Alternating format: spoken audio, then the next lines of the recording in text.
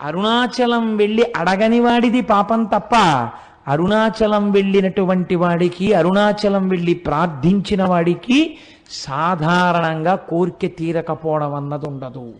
అంత పరమపావనమైనటువంటి క్షేత్రము ఆ అరుణాచల క్షేత్రము. ఇక్కడే కార్తీక పూర్ణమి నాడు, మహాశివరాత్రి నాడు శివలింగము వెలిసిన ప్రాంతం అదే.